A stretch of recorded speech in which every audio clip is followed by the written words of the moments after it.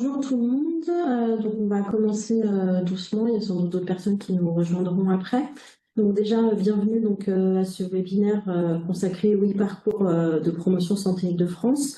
Donc je suis Vanessa Galici de Promotion Santé Île-de-France. Nous sommes ensemble jusqu'à 15h30 environ. Donc l'objectif de ce webinaire, donc déjà merci d'être inscrit. L'objectif de ce webinaire, c'est de vous permettre de voir en fait en quoi ce e-parcours, donc qui est un dispositif d'auto-formation, peut vous être utile dans votre pratique, dans une optique de montée en compétences.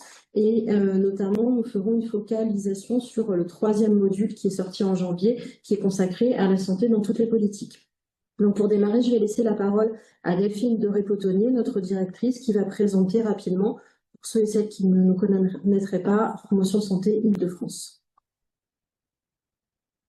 Alors bonjour, merci Vanessa, bonjour à tout le monde. En tout cas, moi je suis ravie qu'on puisse vous accueillir à ce webinaire consacré au e-parcours promotion de la santé.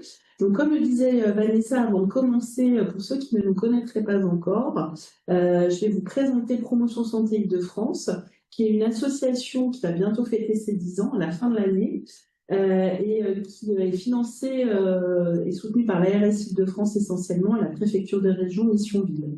Alors historiquement, on a une première mission qui est à l'origine de la création de Promotion Santé Île-de-France, qui est de concevoir et de déployer une plateforme numérique référente de ressources en promotion de la santé. Vous connaissez sûrement notre site promotion-santé-idf.fr, où vous trouvez donc effectivement un point d'accès unique à une sélection de ressources numériques sur les thèmes de la promotion de la santé, mais aussi une production et une diffusion d'une pluralité de contenus que l'on produit ou coproduit avec différents partenaires. Nous avons aussi une mission de capitalisation d'expérience et de projets inspirants développés en Île-de-France. Et puis, depuis à peu près 5-6 ans, nous développons une autre mission qui est d'accompagner la montée en compétences des référents franciliens en promotion de la santé et plus récemment aussi de contribuer au développement des environnements capacitants. Alors, effectivement, on a un certain nombre de dispositifs qui contribuent à la montée en compétences, dont le e-parcours, qui vous sera présenté tout au long de ce webinaire. Et ça, c'est un des premiers dispositifs qui permet cette montée en compétences des référents de promotion de la santé, avec aussi, depuis aussi 2021, la mission régionale d'appui aux coordinateurs SV-CLS, CLSM, et qui s'est ouverte plus récemment au CPTS et MSP. Donc avec une programmation d'ateliers et un espace d'échange. Également en partenariat avec le LEPS, le laboratoire d'éducation et de promotion de la santé de l'université Sorbonne Paris Nord, le diplôme université DU promotion en santé. Et donc, comme je le disais, pour la mission de développement des environnements capacitants, un projet qui vient de se terminer au bout de 3 ans, le projet Acte 77, qui a permis d'accompagner 6 collectivités promotrice de santé en Seine-et-Marne. Voilà pour une présentation assez rapide de nos missions. Je voulais juste, avant de passer la parole à Vanessa, vraiment remercier toute l'équipe de Promotion Santé Île-de-France, mais aussi tous les partenaires qui se sont impliqués sur le e-parcours depuis le début, depuis le premier module. Vraiment, vos expertises nous sont extrêmement précieuses et bien sûr aussi votre implication. Et surtout aussi votre ingéniosité, votre créativité qui ont contribué à ce que le e-parcours devienne vraiment un dispositif innovant et pédagogiquement particulier. Voilà, donc merci à tous et très bon webinaire.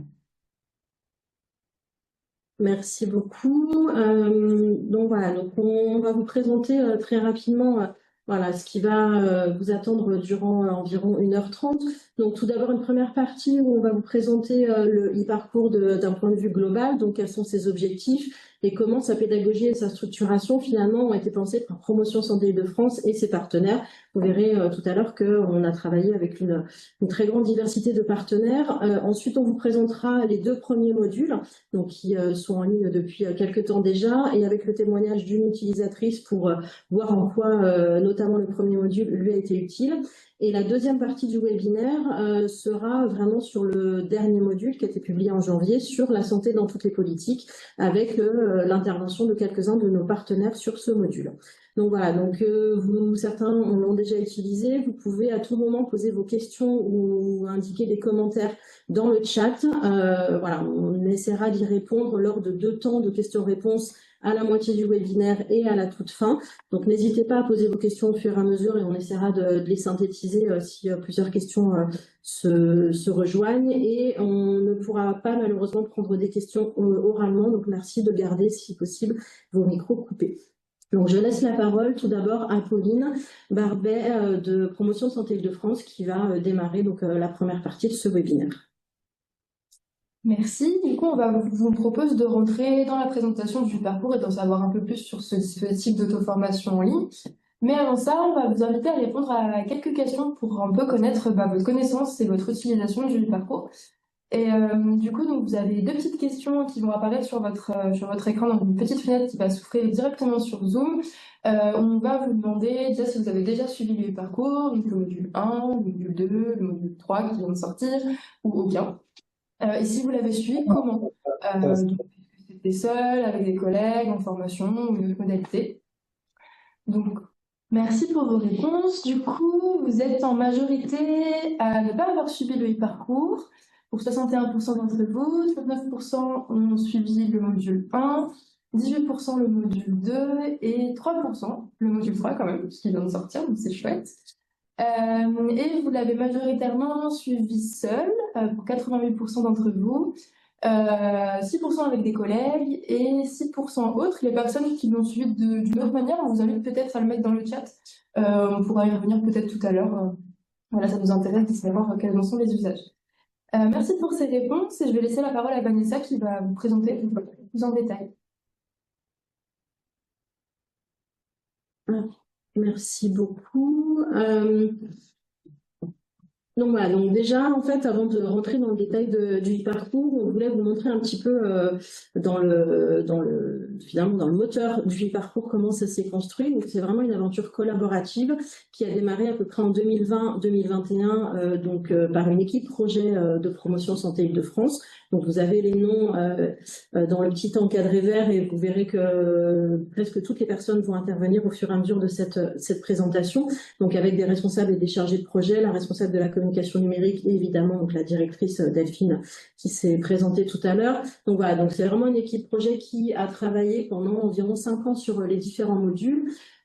Et on a dès le départ voulu s'accompagner d'un comité de pilotage, donc avec donc des personnes de promotion santé de France, mais surtout des personnes en externe. Donc Patrick Berry, qui est un consultant et qui a été notre référent pédagogique sur l'ensemble du parcours, il va prendre la parole également tout à l'heure, et Anne Laurent de Pas de côté en santé, qui a été voilà là présente pendant 5 ans de comité de pilotage et qui a aussi œuvré au contenu. Et aussi, de manière générale, en fait, toutes les productions qu'on fait toujours à Promotion Santé de France, on les fait vraiment avec une pluralité d'acteurs pour que ce soit utile, efficace, pertinent et aussi que ça réponde vraiment à la montée en compétences. Donc, on s'est systématiquement accompagné de professionnels experts des thématiques abordées, des méthodes, qui ont co-construit vraiment ces contenus avec nous. Donc notamment, on le verra sur le module 3, on a eu pas mal de partenaires et donc en tout, on a une 40aine de partenaires qui ont œuvré à cette œuvre collective du e-parcours.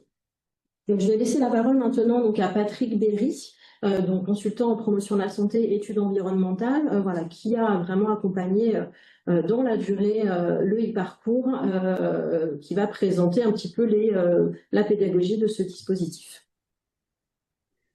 Bonjour tout le monde. Oui, alors c'est vrai que je suis impliqué moi depuis le début en appui à toute l'équipe de promotion santé sur le montage de ce e-parcours.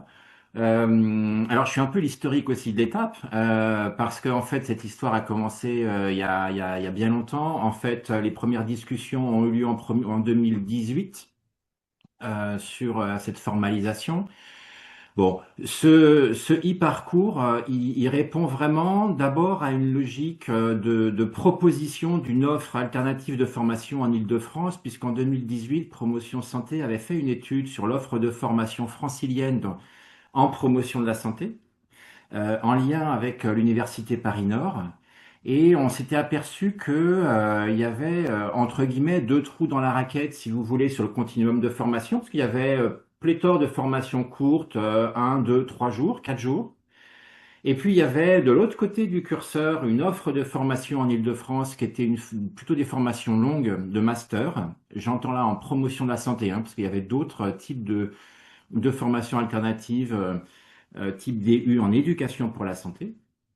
Et donc, on s'était dit, ou Promotion Santé s'était dit à l'époque, effectivement, il y a des petits trous dans la raquette, et en tant que plateforme ressources qui vise la montée en compétences et l'analyse de la pratique des professionnels, pourquoi ne pas proposer des offres justement qui comblent un peu les trous identifiés. Donc, il y avait cette idée à la fois de proposer un diplôme universitaire dont Delphine a parlé tout à l'heure, mais il y avait aussi une idée de proposer une formation sur un format alternatif numérique. Et donc, l'idée du e-parcours est vraiment née de cette idée d'offrir, de consolider l'offre de formation francilienne, quoi. Et puis, la deuxième logique, c'était davantage une logique, Vanessa, interne à promotion santé, quoi. Ah, on t'entend pas. Donc effectivement, pour compléter ce que vient de dire Patrick, donc au-delà de s'ancrer dans le paysage de la formation professionnelle de manière générale, voilà, donc on a cherché à s'ancrer dans nos propres missions, nos propres enjeux de montée en compétences et de transfert de connaissances en promotion de la santé en Île-de-France, donc par différents moyens. Voilà, apporter différents moyens aux personnes pour monter en compétences, donc selon ses besoins, selon leur mode d'apprentissage, parce que tout le monde n'a pas la même manière voilà, qui lui est utile pour apprendre au mieux, mais également selon ses contraintes. Donc on y reviendra tout à l'heure. La question des contraintes et notamment de temps, elle est importante. Donc voilà. Donc Patrick a rappelé l'historique par rapport au DU, notamment avec le LEPS. On avait aussi un historique à Promotion Santé Île-de-France de dossiers de connaissances qu'on avait construit depuis plusieurs années, donc sur le site internet où on questionnait déjà beaucoup la pédagogie, de réfléchir à des contenus qui pouvaient être le plus utiles et opérationnels, mais un dossier de connaissances sur un site internet, ça reste quand même figé. Voilà, c'est un petit peu plus difficile de s'approprier et ça peut générer des questionnements et finalement, il n'y a pas toujours de réponse derrière.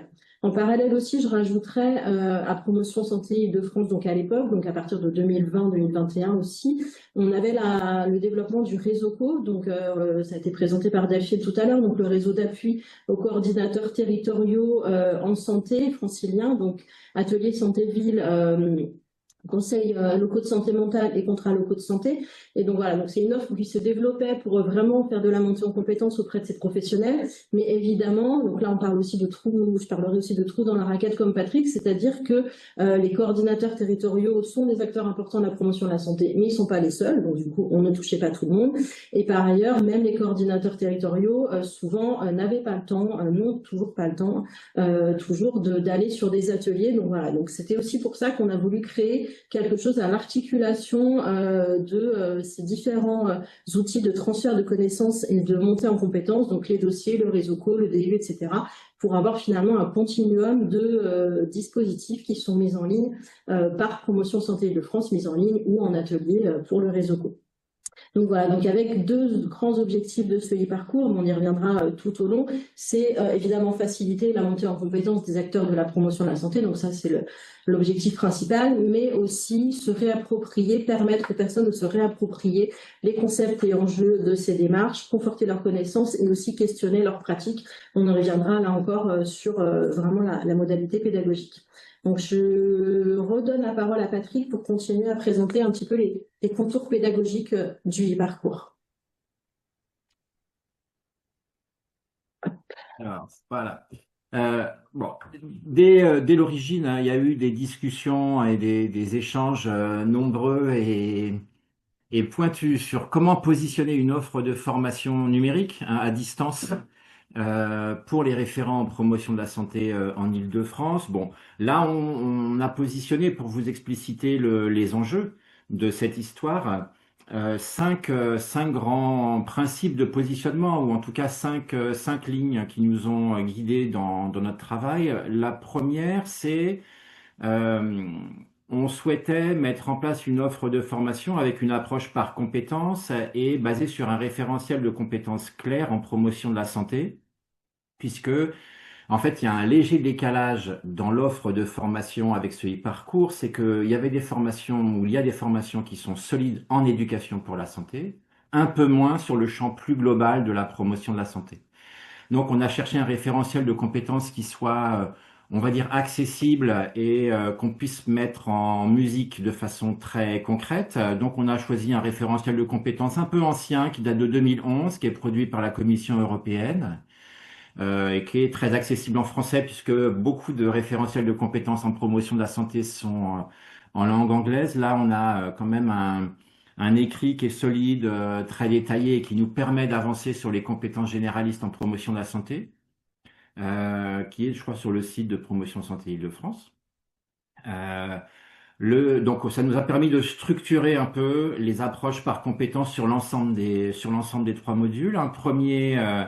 Un deuxième principe qui était de mettre en lien ce référentiel de compétences avec les besoins identifiés de formation des référents en promotion de la santé. Alors, il y a eu des études qui ont été menées par Promotion Santé Île-de-France sur les besoins de formation, sur les besoins identifiés d'appui et de ressources au sein du réseau CO, qui s'adresse aux coordos CLS, CLSM, ASV.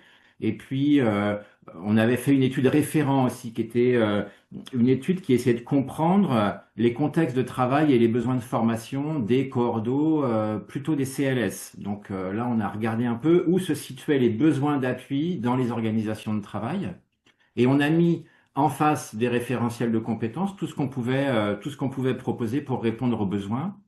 Troisième principe, c'était euh, quand on a commencé et initié ce travail, il y avait beaucoup de MOOC qui existaient et d'offres sur des plateformes, notamment à partir de vidéos, et une attention de tout le comité de pilotage et des groupes de travail a été de dire, en fait, on souhaite avoir une structuration pédagogique de ces formations, pas à l'identique du présentiel, mais presque, c'est-à-dire de structurer des apprentissages avec des approches pédagogiques qui soient très interactives, qui proposent beaucoup de réflexivité, qui prennent en compte aussi les contextes de travail et les organisations de travail, qui proposent des progressions pédagogiques claires, c'est-à-dire par étapes, on développe la complexité des apprentissages et puis avec des éléments de synthèse et d'analyse en fin de module. Donc ça a été une réflexion pas simple, pas aisée, mais qui s'est poursuivie tout au long des trois modules sur comment présenter quelque chose qui soit à distance et qui en même temps fasse appel à l'autonomie et à la réflexivité des participants. Quatrième principe qui étaye le positionnement du e-parcours, c'est vraiment la volonté d'autonomiser les participants dans leurs apprentissages. C'est-à-dire qu'en fait, le e-parcours, c'est une plateforme avec des propositions de contenu en termes de savoir, de savoir-faire, d'outillage par rapport à sa propre pratique de terrain. Mais en fait, les participants sont très autonomes dans la manière et d'élaborer ou de répondre à la tâche ou aux consignes pédagogiques, mais aussi dans le rythme ou la scansion du déroulement de leur formation pour justement s'adapter au mieux aux contraintes à la fois de temps et de moyens des participants. Et puis enfin, dernier positionnement de ce e-parcours, c'était une volonté d'ancrage sur le contexte francilien, ce qui paraît simple comme ça, mais en fait, avec une plateforme numérique ouverte, c'est pas si simple. C'est-à-dire qu'il faut ancrer en fait tous les exemples, tous les outils pour la pratique sur des exemples franciliens, ce qui demande un travail assez conséquent, très conséquent. Et puis, voilà, il y a des questions qui se posaient, mais est-ce que tous les participants vont être franciliens, puisque la plateforme numérique, elle est ouverte à tout le monde? On reviendra un peu avec ça, avec des éléments d'évaluation avec Vanessa. Mais voilà un peu les cinq, on va dire, principes ou positionnements qui guidaient un peu l'ensemble des réflexions pour chaque élaboration de séquence, hein, en fait, au sein de ce e-parcours. Alors, si vous voulez bien passer à la suivante. Alors, du coup, comment on a structuré cette histoire? Euh, bon, on se rend compte que le champ de la promotion de la santé est extrêmement large. Donc, on a été amené à faire des choix en fonction, encore une fois, du référentiel de compétences en promotion de la santé, mais aussi en fonction des besoins. Et ces choix ont été synthétisés sur trois grands modules, trois grands pôles, si vous voulez, trois grandes focales d'apprentissage pour mettre en place des projets en promotion de la santé. Le premier socle, c'est le module 1.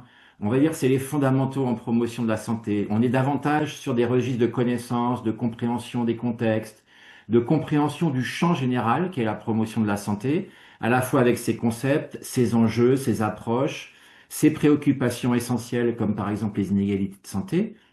Mais c'est un module qui dresse la toile de fond de la pratique en promotion de la santé. Un deuxième module qui se focalise sur l'approche par déterminant, c'est-à-dire que plutôt que de décrire une approche qui est ou populationnelle ou territoriale de la promotion de la santé, ici on a une focale sur une approche qui est méthodologique et qui se pose la question, mais finalement, quand on veut améliorer la santé des populations, sur quel déterminant, en fait, on a la main et sur quel déterminant on peut jouer. Et puis, et ça nous invite, en fait, ce deuxième module, à identifier à la fois les déterminants, les leviers sur lesquels on peut investir l'énergie, et puis enfin les stratégies qu'on peut mettre en place sur le terrain. Et puis la troisième grande focale de ce e-parcours, c'est la santé dans toutes les politiques.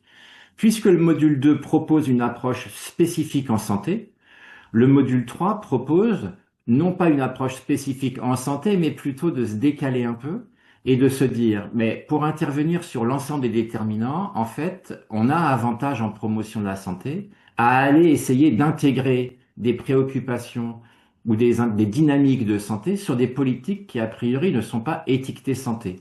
Alors, ça peut être prévention de la délinquance, périnatalité, ça peut être les addictions, la santé mentale, l'urbanisme et l'aménagement du territoire, etc.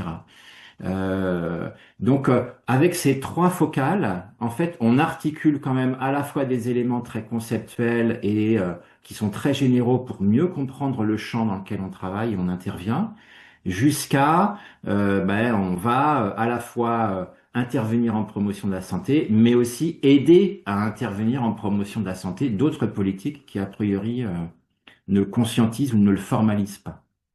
Et donc, on a toujours ce même chemin de l'e-parcours. C'est à la fois un chemin qui se pose la question, mais finalement, moi, où j'en suis? Et donc, je réfléchis à mon autopositionnement sur les concepts, les approches par déterminants de la santé dans toutes les politiques, et je peux décider un peu vers quel module je me destine. Donc, si je souhaite comprendre la promotion de la santé, c'est plutôt le module 1. Si je souhaite comprendre l'approche par déterminant et avoir des outils pour la pratique, des leviers et des stratégies, c'est plutôt le module 2. Et si je veux aller travailler avec d'autres politiques publiques, c'est le module 3, en sachant que théoriquement, on se dit, mais on peut pas faire le module 3 si on n'a pas fait le 1, 2, 3. Mais en fait, c'est un peu plus complexe que ça, puisque bien évidemment qu'il y a une articulation logique entre le module 1, le module 2 et le module 3, mais on peut très bien rentrer par un module ou un autre, notamment le module 2 ou spécifiquement le module 3 où on peut rentrer directement. Mais vous allez voir, ça va s'incarner un peu concrètement quand on va dérouler les contenus du module 1, 2, 3. Là, c'est vraiment sur des grands principes généraux. Donc, merci beaucoup, Patrick, pour l'explication de la structuration générale du e-parcours. Donc, ce qui a guidé aussi la construction de l'e-parcours, donc il y a des choses qui vont rejoindre un peu ce que Patrick vient de dire. Donc, on a vraiment eu un guide pendant la construction des 3 modules en termes de pédagogie qui se matérialise par le schéma que vous voyez ici et qui a vraiment nous a aidé à construire la structuration globale, donc avec les 3 modules, mais aussi l'ensemble des contenus, et qui, comme l'a dit Patrick, avait vraiment un objectif de reprendre les principes clés de la formation professionnelle et de la montée en compétences, même si c'est, donc comme on l'a expliqué, un dispositif en ligne d'auto-formation, donc vraiment en autonomie et à distance, mais essayer au maximum de transposer ces grands principes sur un module en ligne. Donc les grands principes, notamment, ça rejoint ce qu'a dit Patrick, mais ça a été, encore une fois, notre guide, c'est que les connaissances et les compétences, elles s'acquièrent beaucoup plus facilement lorsqu'elles sont basées sur des applications concrètes, donc du coup avec des illustrations, j'y reviendrai tout à l'heure, lorsqu'elles font lien avec ses propres pratiques, donc on peut plus facilement se les approprier et justement que ça peut aussi être transposable, quelles que soient ces problématiques de travail. Donc, ça a vraiment guidé nos constructions.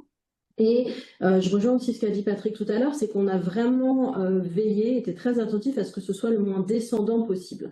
Et donc du coup, concrètement, il y a un peu 3 blocs qui s'articulent et qui sont liés les uns aux autres. Donc un premier bloc qui amène à des activités pour que les apprenants, donc vous, si vous êtes inscrit au parcours, vous puissiez situer votre pratique, donc où vous en êtes aujourd'hui, où vous en êtes après la fin du module, etc.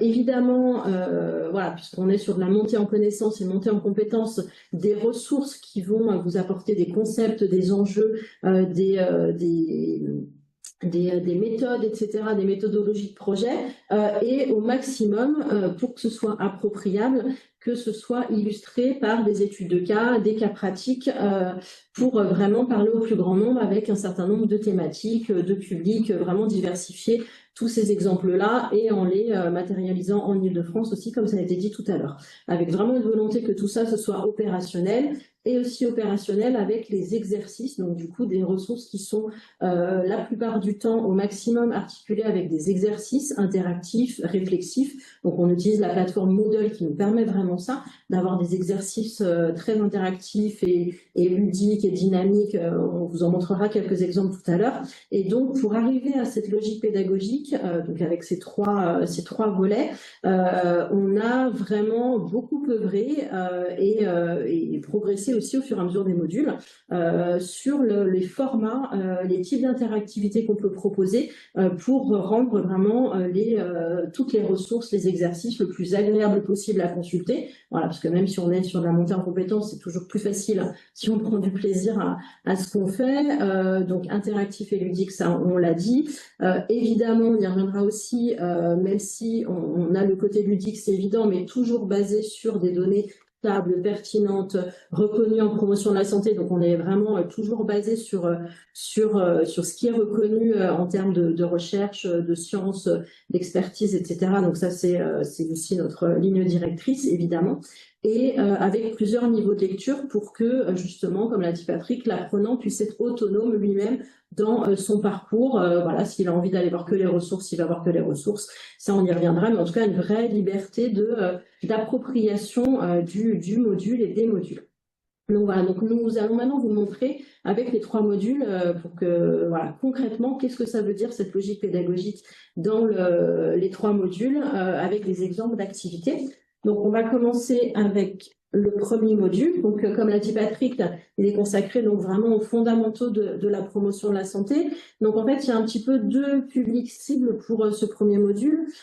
D'une part, les personnes voilà qui seraient entre guillemets novices en promotion de la santé, voilà pour qui ce thème-là ils le découvrent et ils ont envie de le découvrir. Donc là évidemment ils ont possiblement tout à apprendre. Donc l'intérêt c'est d'aller sur l'ensemble du module évidemment, mais aussi on voit que ça peut aussi servir, c'est ce qui nous a été dit dans l'évaluation, ça peut servir à des personnes qui ont déjà des connaissances, qui ont déjà eu soit sur le terrain, soit par leurs études eu des concepts en promotion de la santé, mais qui ont envie de mettre à jour leurs connaissances, soit sur la globalité, soit sur un point précis, par exemple que la participation, etc. Donc ça répond un peu à deux grands types de publics, et donc c'est vraiment l'idée d'aller voir un petit peu les enjeux, les grands concepts et les grands principes de ces fondamentaux. Et donc en fait, plutôt que de vous montrer ce qu'on en a fait sur l'ensemble des séquences, en fait on va laisser la parole donc à une utilisatrice de ce module qui est sans doute la mieux placée pour en parler. Donc, je vais tout d'abord laisser la parole à Margot Boupiès de Promotion Santé de France qui va donc présenter cette utilisatrice qui va vous dire en quoi ça lui a été utile. Merci beaucoup Vanessa. Donc pour illustrer comment le e-parcours peut accompagner concrètement les acteurs en montée en compétences, donc on va laisser la parole à Mathilde Mendisco qui est chef de projet conduite à risque et addictive à la direction de la santé à Saint-Denis. Donc Mathilde, dans quel contexte as-tu utilisé le e-parcours et qu'est-ce que ça t'a apporté? Donc, j'ai utilisé le e-module lorsque je suis arrivée sur mon poste de chef de projet au service santé publique de Saint-Denis. C'était en 2022. Et avant ça, j'ai travaillé pendant 10 ans en asso prévention santé. mais j'ai fait mes études en formation et éducation. Je venais pas de la santé publique. Et pour le coup, j'ai toujours ressenti un manque par rapport à ces concepts qui me paraissaient un petit peu trop théoriques, même si mes collègues m'ont souvent transmis ces connaissances, sensibilisé, mais je sentais qu'il y avait comme un décalage en fait entre la théorie et ma pratique. Et du coup, c'était mes attentes par rapport à ce e-module, c'est que ça fasse vraiment ce lien entre théorie et pratique. Donc moi, ce qui m'a plu dans le e-module, c'est la structuration. Il est découpé en séquences et à chaque fois, vous avez une estimation du temps que vous allez passer dessus. Donc je trouve ça très pratique pour s'organiser, pour savoir si on a le temps de faire une activité ou non. Et ensuite, c'est surtout le point fort pour moi de ce e-module, c'est la diversité d'activités.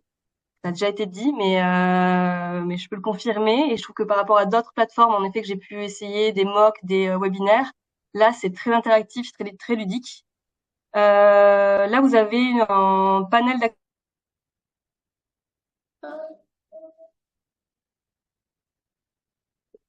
On t'entend plus, Mathilde. Non, non, c'est le Wi-Fi, ça va revenir. On a un petit peu C'est les aléas du direct. Ouais, C'est bon, désolée. je crois. C'est revenu, vas-y. Ouais, je vois que ça coupe. Je vais faire court. Donc, je disais, il y a plein d'activités qui sont proposées et donc ça facilite du coup les connaissances, l'ancrage des connaissances et l'appropriation. Des vidéos, des questions, des QCM, des questions aussi où on peut noter sa réponse et ensuite le e-module peut vous proposer des réponses pour des questions ouvertes, j'entends. Bref, c'est très interactif. Et je voulais faire un zoom sur deux activités qui m'ont particulièrement plu. La première, c'est sur un PowerPoint qui est sur les concepts de prévention, promotion de la santé, éducation pour la santé. Donc voilà ce qui m'a plu, c'est à la fois un PowerPoint, c'est vous qui faites défiler les diapos au fur et à mesure, et vous avez la voix d'une personne qui vous explique en fait ce diaporama. Donc on voit que les visuels il y a peu d'écrits, c'est très visuel. Et en plus de ça, vous pouvez télécharger le texte de la personne qui vous parle. Donc moi, je trouvais ça très intéressant pour la mémoire visuelle et la mémoire auditive. Et en plus de ça, donc ça commence par la théorie, comme là on voit, je crois que c'est les premières diapos qu'on retrouve dans ce PowerPoint. Et ensuite, c'est décliné en études de cas. Là, ce qui est présenté, c'est sur un projet sur la thématique EVAR, éducation, vie affective, relationnelle et sexuelle. Et c'est, comme je le disais, ce qui moi me manquait, ce lien entre théorie et pratique. Et pour ma part, donc moi je travaille plus sur la thématique EVARS, mais je trouve que c'est le e-module, ce qui est proposé peut très facilement se transposer sur d'autres thématiques, même si vous ne travaillez pas sur celle-là en particulier. Et sinon, l'autre activité qui m'a beaucoup plu, qui est dans le même style, c'est sur l'appropriation de la Charte d'Ottawa, des 5 piliers. Donc là aussi, vous avez un PowerPoint qui est aussi interactif. Donc là, on le voit, il y a des petites croix sur lesquelles on peut cliquer dessus. Ça vous ouvre d'autres pages pour aller plus loin. Vous avez toujours la voix de la personne qui vous explique les diaporamas au fur et à mesure et toujours le texte qu'on peut télécharger après. Là aussi, vous avez au début des diapos qui sont sur la théorie, enfin qui vous présentent du coup les 5 piliers de la Charte d'Ottawa. Et ensuite, l'étude de cas. Donc là, c'est sur l'alimentation. Et comme on vous le voit, là, comme vous pouvez le voir, vous avez vous avez plein d'actions qui sont proposées. Donc c'est des actions sur l'alimentation. Et à chaque fois, en fait, vous pouvez découvrir à quel axe, à quel pilier de la Charte d'Ottawa c'est rattaché. Et pour ma part, finalement, la Charte d'Ottawa était assez abstraite. Et c'est une étude de cas qui m'a permis de vraiment l'ancrer dans la pratique, qui m'a montré finalement que c'était simple. C'est aussi parfois on a du mal à la théorie, on s'en fait tout un monde, et finalement c'est très concret et très facile de le rattacher à sa pratique. Donc voilà les deux thématiques qui m'ont beaucoup plu. Sinon, je voulais aussi vous parler de l'usage que moi j'en fais de ce e-module. Donc je l'ai découvert en 2022 et là c'était, on va dire, ça m'a permis de revoir ces concepts que je connaissais mais j'avais besoin de les approfondir.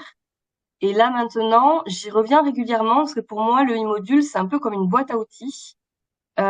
Suite à des formations que je vais faire ou suite à des échanges que je vais avoir avec d'autres professionnels, j'aime bien revenir sur ces notions-là parce que finalement, on s'approprie différemment, on comprend différemment ces concepts. Et je sais que là, il y a tout qui est rassemblé au même endroit, qui est bien structuré. Il y a notamment 2 vidéos que j'aime bien regarder de temps en temps parce qu'elles sont très courtes. C'est celle qui présente la promotion de la santé, une autre sur les inégalités sociales en santé.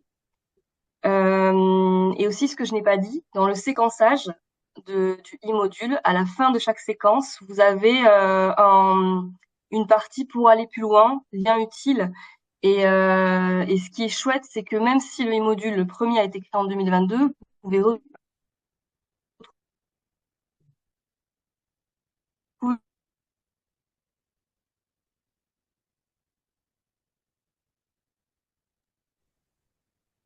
C'est de nouveau saccadé.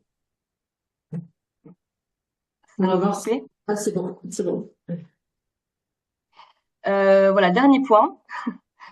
Voilà, moi je l'ai fait seule, mais j'en ai beaucoup parlé autour de moi parce que je le trouve très intéressant. Et certains de mes collègues l'ont fait aussi suite à mon partage.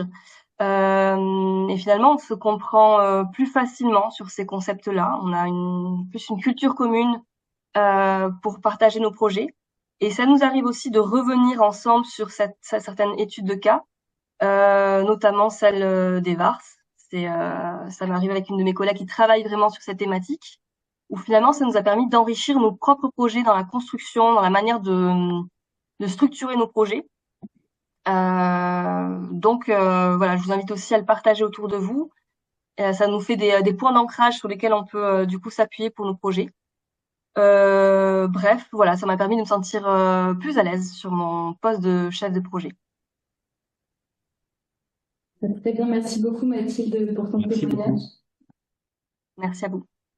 Donc, on va poursuivre en donnant la parole donc à Patrick qui va nous présenter le deuxième module du parcours et expliquer peut-être un peu sa logique pédagogique.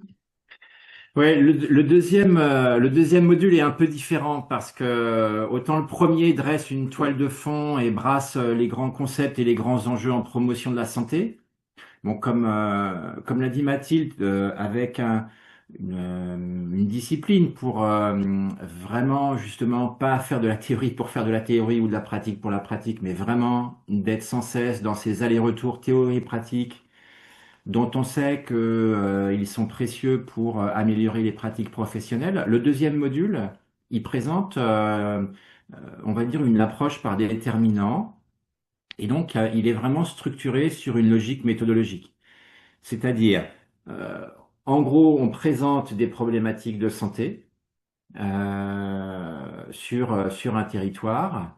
Et puis, on a une approche qui permet d'identifier quels sont les déterminants en jeu sur cette problématique de santé. Une fois qu'on a identifié les déterminants en jeu, on identifie des leviers d'action sur lesquels on a la main ou sur lesquels d'autres partenaires peuvent avoir la main pour influencer ou améliorer l'état de santé ou les problématiques de promotion de la santé. Et puis enfin, on identifie des stratégies d'intervention qui permettent justement, à l'aide de ces leviers sur lesquels on tire, est-ce qu'on tire plutôt sur le levier compétences, est-ce qu'on tire plutôt sur le levier aménagement des milieux, par exemple, comment on améliore la situation de santé sur le territoire et comment on identifie des stratégies idoines et pertinentes. Donc c'est vraiment une structuration qui est basée sur une approche méthodologique par étape, alors avec un côté un peu répétitif, mais on a revu. Alors on avait prévu une première version qui était un peu dense, on va dire. Là, on a allégé un peu ce module 2. C'est un processus méthodologique, donc c'est toujours un peu répétitif, hein, d'analyser une situation sur un territoire, d'identifier les déterminants en jeu, avec quel levier je peux agir sur ces déterminants et à l'aide de quelle stratégie. Donc c'est toujours un peu itératif, mais ça se cale en fait sur notre boulot, c'est-à-dire d'intervenants, de chargés de mission, de chargés de projet en promotion de la santé.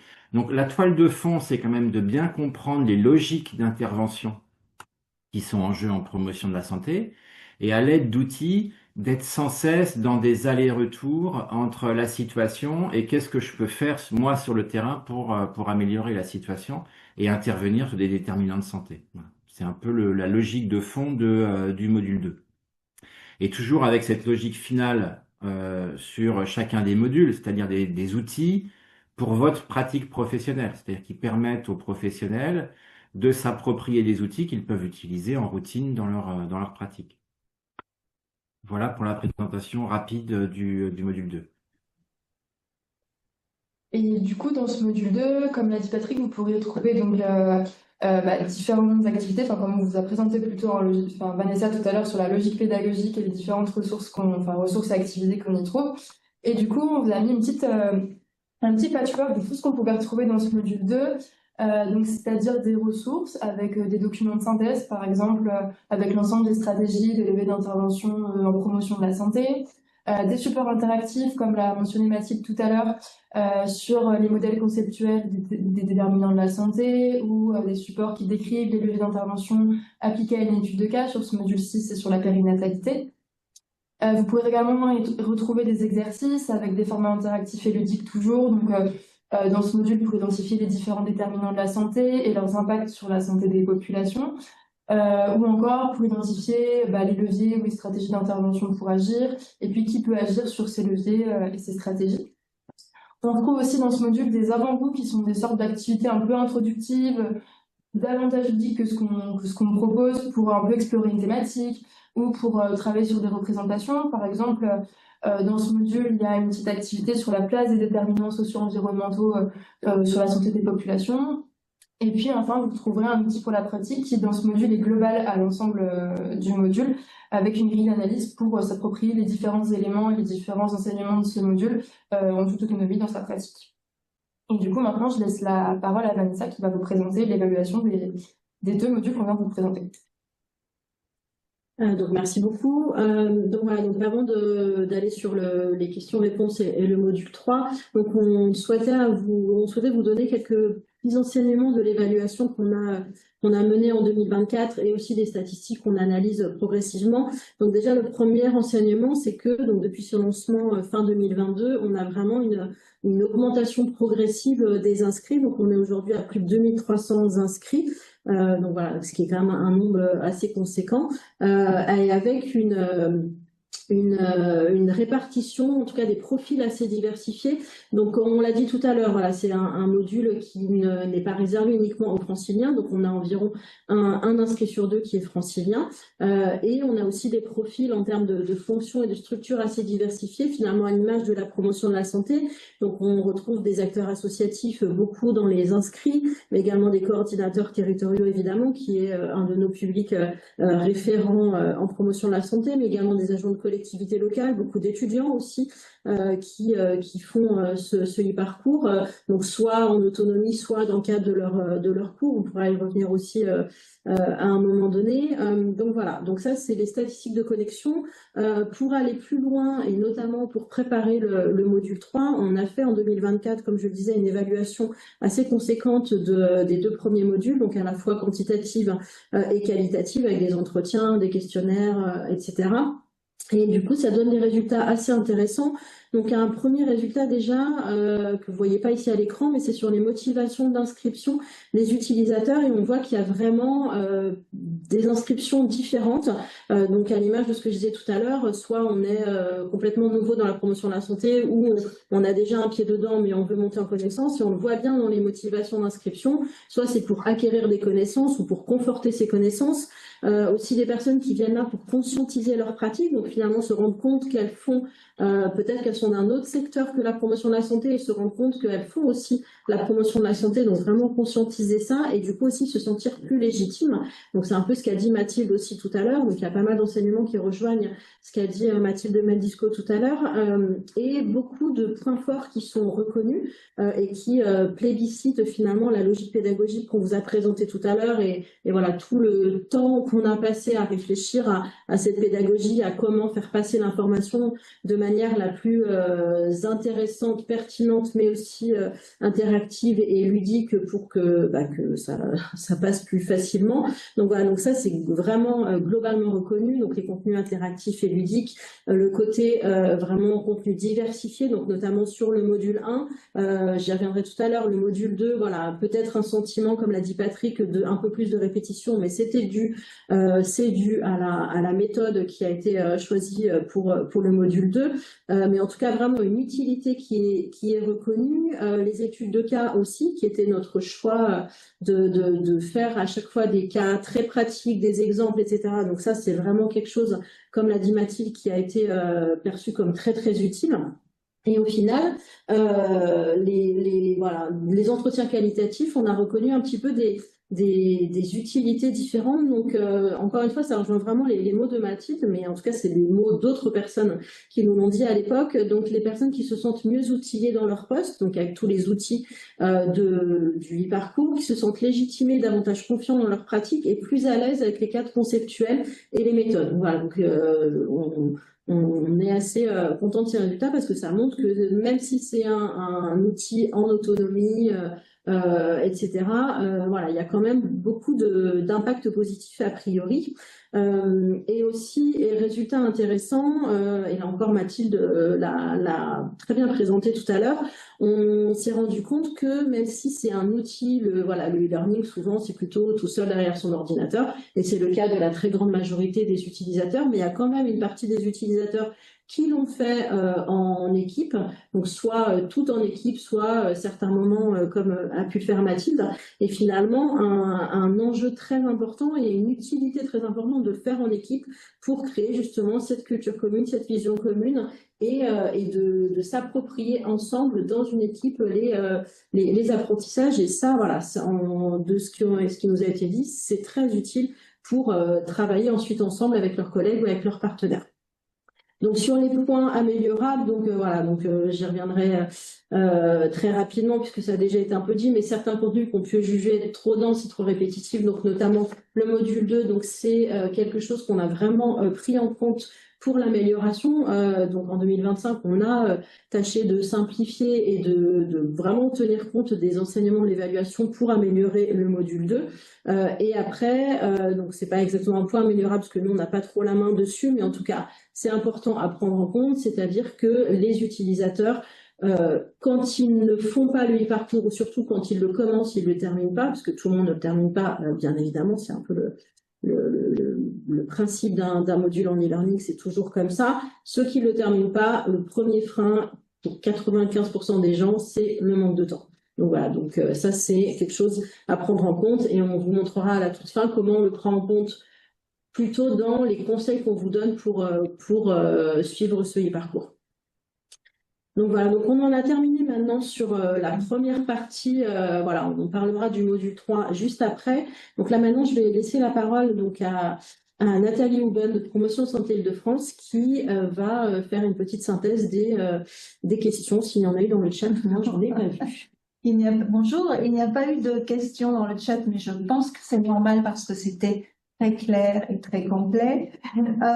Du coup, pour meubler peut-être un peu ces quelques minutes qu'on s'était gardées pour cet échange de questions-réponses, moi j'aimerais bien que tu reviennes un tout petit peu sur...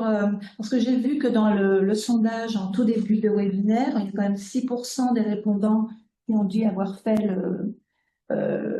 quand vous avez fait un ou plusieurs modules, l'avoir fait avec des collègues.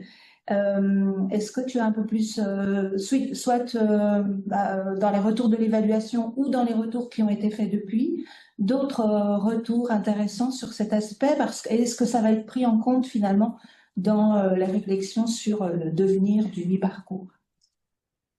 Merci. Je vais répondre à cette question, mais n'hésitez pas à en poser d'autres.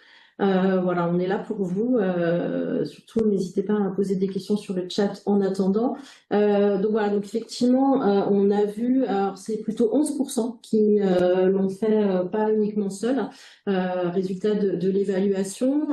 Et c'est vrai que c'est pas quelque chose qu'on avait forcément anticipé, voilà, parce que c'est pas l'habitude classique des modules en e-learning, mais c'est voilà, c'est une pratique qui a été déclarée. Et donc effectivement, soit les personnes se mettent d'emblée. Donc par exemple, on a eu des exemples de structures qui disent, bah voilà, on s'est mis dans une salle. Donc on a des structures partenaires qu'on connaît, par exemple, qui se sont mis dans la même salle. Et ils ont fait en parallèle, chacun derrière leur ordinateur, les séquences au même moment, ou alors en s'interpellant, en s'arrêtant et en échangeant, voilà. Donc du coup, c'est vraiment comme dans une formation finalement, sauf qu'il n'y aurait pas de formateur.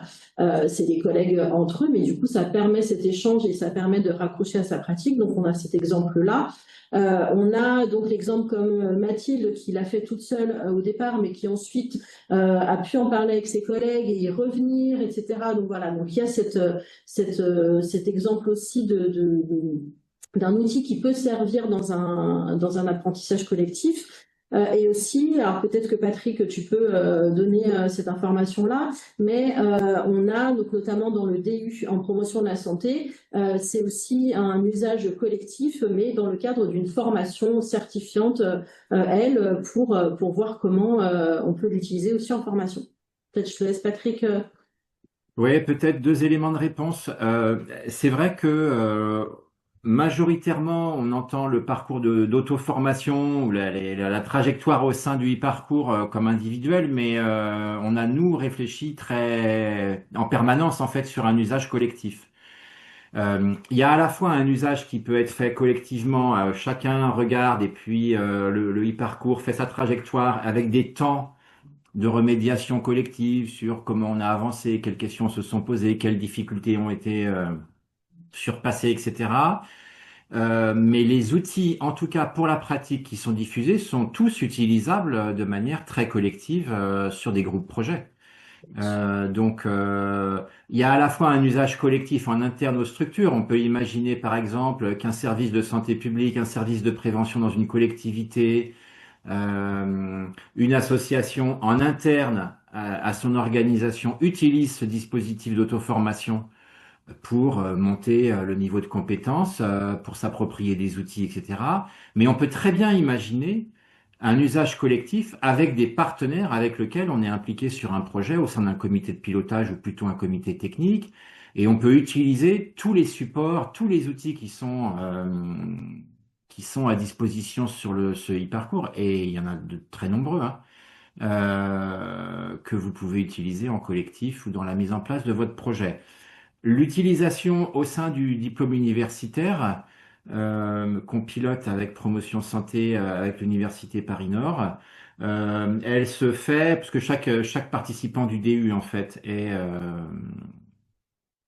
est inscrit d'office, doit s'inscrire d'office au e-parcours. Il n'y a pas le choix pour y échapper. Mais il y a une utilisation, dans certaines séquences, on utilise évidemment les supports et les outils de manière collaborative sur des ateliers. Oui, oui, complètement.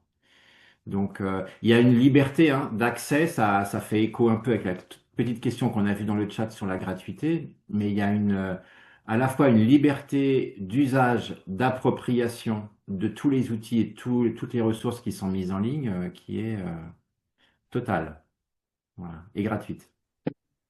Ce qui est aussi pas banal, hein, dans l'expertise qui est offerte, de dire, mais en fait, cette expertise, elle est faite pour être appropriée et utilisée comme bon vous semble, en promotion de la santé.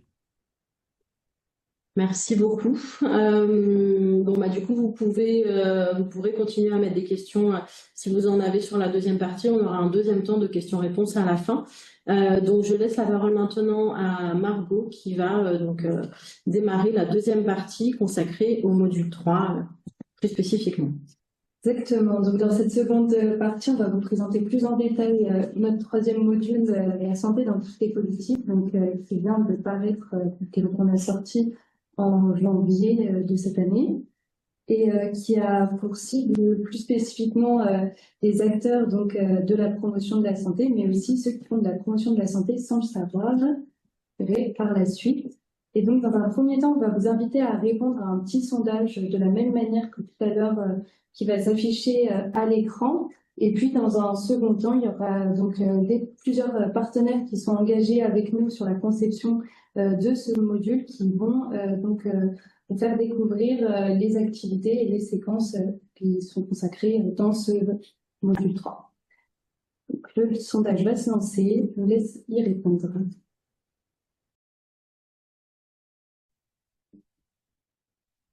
On va chercher tout de suite les résultats du sondage. Donc, on voit que 22% ne connaissent pas du tout le concept de la santé dans toutes les politiques, 39% les concepts restent flous, 25% qui maîtrisent le contenu théorique relatif à la démarche, mais qui n'arrivent pas à les réinvestir dans sa pratique. Et il y a quand même 14% qui maîtrisent les contenus relatifs à cette démarche et qui les réinvestissent dans leur applicatif et ils sont capables d'en faire le plaidoyer. Donc, c'est chouette. Chloé, tu as voté plusieurs fois. Donc, pour continuer, on va peut-être demander à Patrick, du coup, de nous expliquer pourquoi avoir créé un module sur la santé dans toutes les politiques et encore une fois, quelle est la logique pédagogique qui se cache derrière. Ouais, je vais juste proposer quelques propos, mais si par exemple Chloé Amand veut rajouter des choses que j'oublie, il faudra pas hésiter. Pourquoi proposer un module sur la santé dans toutes les politiques? D'abord parce que les problématiques de santé sont complexes auxquelles on a affaire. On peut prendre l'exemple des addictions, mais on peut prendre aussi d'autres problématiques de santé. Elles sont multifactorielles, donc en fait elles mettent en jeu un nombre important et divers de déterminants de santé. Et puis ensuite, parce que l'ensemble des politiques publiques qui sont mises en place, par exemple l'aménagement du territoire ou les politiques sociales ou même les politiques économiques, ont des effets ou des impacts sur la santé ou ce qu'on peut appeler des co-bénéfices sur la santé. Et donc, on se dit, en fait, pour promouvoir la santé, on a avantage à la fois à intervenir sur l'ensemble, le panel le plus large possible de déterminants de santé, mais on a aussi avantage à développer une culture de promotion de la santé dans d'autres politiques publiques qui, a priori, n'ont pas une étiquette ou un objectif de santé premier. Et donc, on a à la fois, en tant que promoteur de santé, une fonction pour mettre en place des actions de santé dans notre propre champ, mais aussi d'aller travailler avec les autres acteurs, par exemple au sein d'une collectivité ou sur un territoire, d'aller travailler avec d'autres acteurs qui, eux, ne travaillent pas spécifiquement sur des questions de santé, mais dont leurs actions et leurs missions ont des impacts très clairs sur la santé des populations. Donc en fait, il y a tout un mouvement aujourd'hui qui se structure, qui se dessine, qui est de dire, mais en fait, il faut développer les stratégies d'influence ou le travail avec les autres ou la culture en promotion de la santé des opérateurs d'autres politiques publiques. Donc l'idée, c'est quand même d'insuffler de la santé dans des politiques publiques qui, a priori, ont un impact sur la santé des populations, mais dont c'est pas l'objet principal. Voilà. Donc pour ça, on s'est dit, en fait, on a ciblé les piliers de l'approche en la santé dans toutes les politiques, en sachant que sur le module 3, on peut pas tout faire, tout couvrir, donc il faut faire des choix pédagogiques, un peu comme des choix éditoriaux, si vous voulez. Et pour renforcer l'approche la santé dans toutes les politiques, en fait, on a mis une focale sur le développement d'une culture commune avec, par exemple, des gens qui font de l'urbanisme ou de l'aménagement du territoire. Bah, du coup, on va essayer de développer une culture commune en termes de santé et de promotion de la santé. On a un deuxième pilier qui est ce qu'on pourrait appeler le travail ensemble, sur lequel reviendra Chloé, ou le partenariat, il s'agit réellement de travailler avec d'autres secteurs que le nôtre, donc avec des chocs, par exemple, culturels et professionnels. On a une focale aussi sur le plaidoyer et puis enfin sur l'urbanisme favorable à la santé. Voilà un peu le panel que couvre ce module 3 et en sachant que on a vraiment des co-bénéfices intéressants à intégrer ou à s'immiscer dans d'autres politiques publiques pour avoir un propos, un plaidoyer et des approches pratiques en santé. Voilà le pourquoi de ce module 3.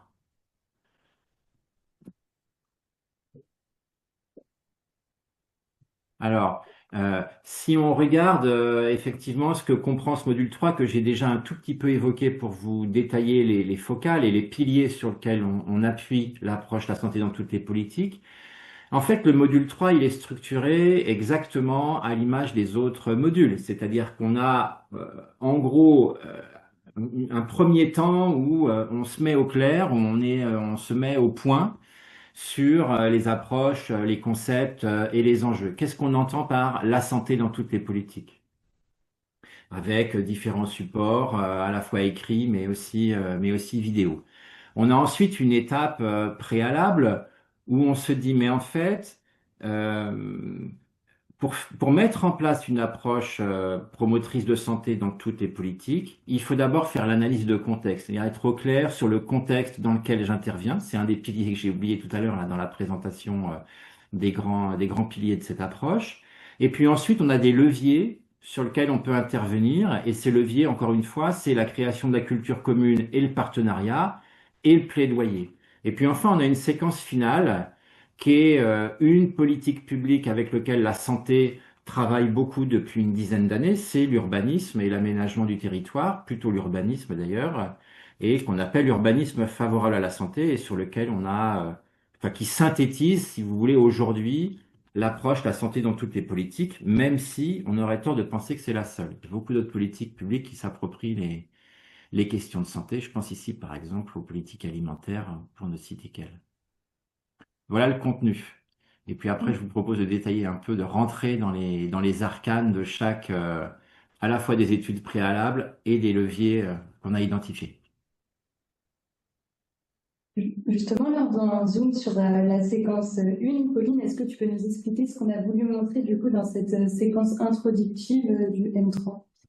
Alors, cette première séquence du module 3 qui s'intitule Santé dans toutes les politiques, de quoi parle-t-on et quels sont les rôles de chacun dans notre territoire, on a vraiment identifié comme objectif de vous donner des clés pour comprendre la santé dans toutes les politiques et quel rôle vous pouvez jouer dans cette démarche, peu importe votre secteur d'intervention, notamment dans une approche territoriale.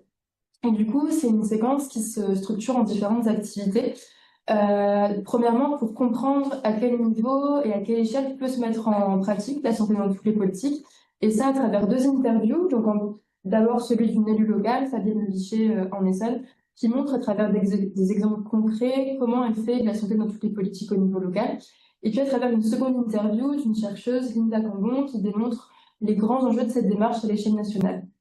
Ensuite, on propose également une activité pour identifier quel rôle vous pouvez jouer en santé dans toutes les politiques, peu importe votre secteur d'intervention et la politique publique à laquelle vous appartenez.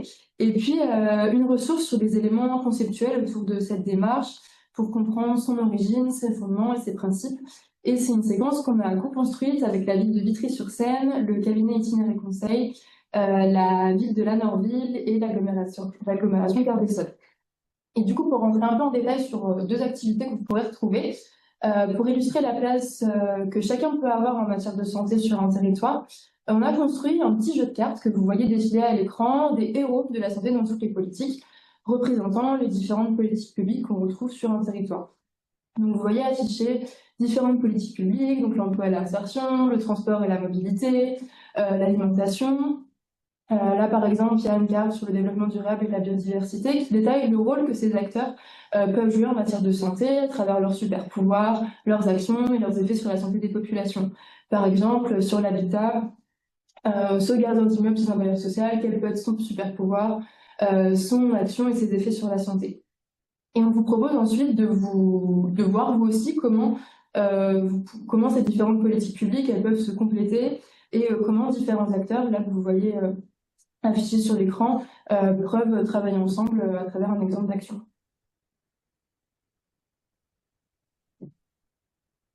Une seconde activité, là, vient vraiment remettre un peu de théorie sur tous les concepts et des approches associées à la santé dans toutes les politiques, telles qu'une seule santé, l'équité en santé, le développement durable par exemple. Et pour chacun de ces concepts, on vient détailler les grands éléments de définition et les documents qui les structurent.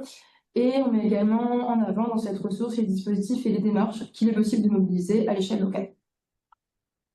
Merci Pauline pour ce retour.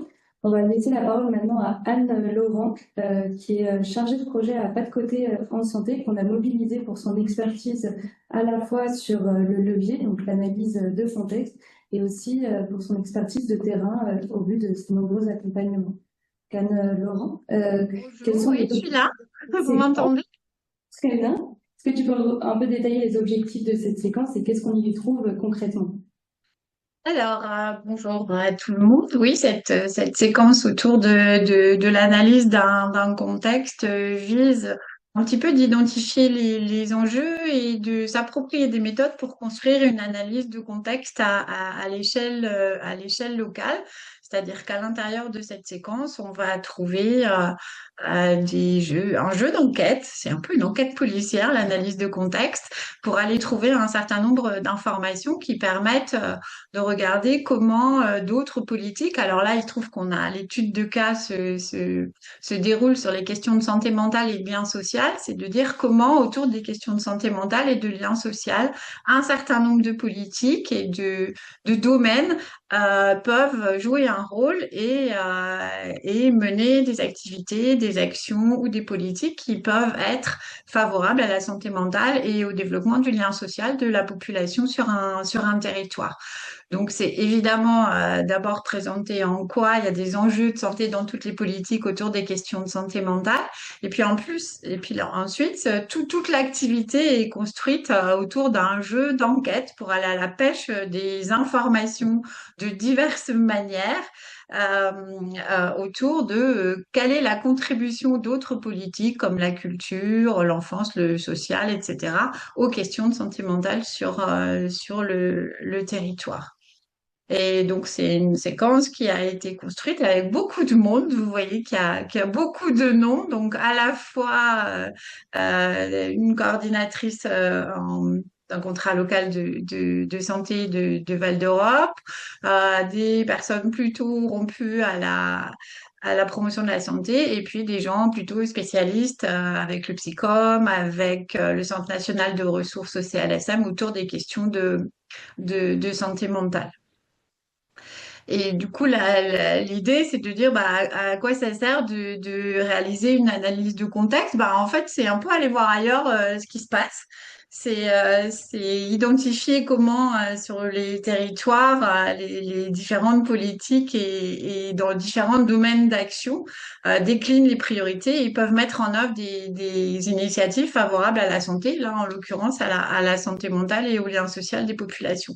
Donc là, par exemple, c'est une activité où notre enquêtrice coordinatrice, elle va taper aux portes de ses collègues, là, le chargé de la culture, et où elle va chercher des informations sur la contribution de ses autres collègues aux questions de santé. Et ce qu'on voit dans cette petite enquête, c'est que souvent, les autres services de la collectivité contribuent sans vraiment le savoir aux questions de santé. Et du coup, l'analyse de contexte et le fait de mener cette enquête et d'aller taper aux différentes portes de ses collègues ou d'aller chercher différentes ressources, ça fait aussi prendre conscience à ses collègues de l'importance qu'ils peuvent avoir à mener des actions qui sont favorables à la santé. Et c'est une conscientisation en fait de ses autres collègues du fait que leurs activités, leurs ressources, leur documentation peut aussi être utile pour analyser, pour développer une politique favorable à la santé. Donc l'analyse de contexte, elle sert à la fois à collecter des données puis à regarder des actions qui sont souvent dispersées mais qui peuvent toutes avoir un impact sur la santé mentale en l'occurrence. Et puis c'est aussi sensibiliser d'autres collègues au fait que c'est des promoteurs de santé sans le savoir et que les actions qu'ils développent peuvent avoir elles-mêmes un impact sur la santé. Merci beaucoup Anne pour cet éclairage. Vanessa, pour la prochaine séquence, donc c'est travailler ensemble et en quoi travailler ensemble, c'est un levier de la démarche de santé dans toutes les politiques. Oui, donc effectivement, on a vu voilà, tout au long de se dérouler depuis qu'on parle de ce troisième module que la santé dans toutes les politiques, ça nécessite d'agir avec une pluralité d'acteurs qui sont parfois éloignés du secteur de la santé. Et donc, du coup, chacun finalement a ses propres enjeux, ses propres modalités de travail, ses partenaires qui peuvent être différents également. Donc, du coup, si on veut vraiment mettre en place des projets intersectoriels qui vont avoir des impacts positifs sur la santé, ça nécessite finalement deux grands leviers qu'on a synthétisé, enfin qu'on a mis ensemble dans une même séquence. Donc, tout d'abord, comment développer ou renforcer une culture commune, donc entre acteurs de différents champs, et d'autre part, comment développer ou renforcer des partenariats intersectoriels avec ces différents acteurs. Donc, tout d'abord, sur la première séquence, sous-séquence plutôt sur le développement de la culture commune. Donc voilà, donc là encore, on avait vraiment un objectif lié aux stratégies de mise en cohérence des pratiques, puisque voilà, la question de la culture commune, c'est un point important en promotion de la santé. S'il n'y a pas de culture commune, on peut imaginer que les partenariats vont pas réussir à répondre aux problématiques complexes de promotion de la santé. C'est souvent ce qui se passe quand il n'y a pas cette culture vraiment commune qui est créée au préalable. Et finalement, ça va être au détriment de tout le monde, et à commencer par les personnes concernées qui vont pas avoir des impacts positifs sur leur propre santé. Et donc, du coup, comme il y a différents secteurs qui vont avoir pour enjeu de partager cette vision commune et de mettre en cohérence ces pratiques, donc voilà, donc on a construit une séquence autour de ça avec un exemple, une étude de cas sur la précarité énergétique et la santé mentale, donc le lien entre ces deux grandes dimensions. Donc cette thématique, parce qu'il y a évidemment beaucoup d'enjeux en matière de santé liés à la précarité énergétique et spécifiquement la santé mentale, que ce soit en Île-de-France ou ailleurs, et des fortes inégalités de santé sur ces thématiques-là. Donc voilà pourquoi le choix de cette thématique. Donc là encore, on a travaillé avec une pluralité d'acteurs de différents champs, donc des experts notamment de l'habitat, du logement, pour nous éclairer sur la question de la précarité énergétique, mais également de la coordination territoriale, donc la ville de Saint-Denis par exemple, ou l'ARS, pour le côté donc habitat et coordination, et également des experts aussi de la méthodologie, comment créer une culture commune sur un territoire.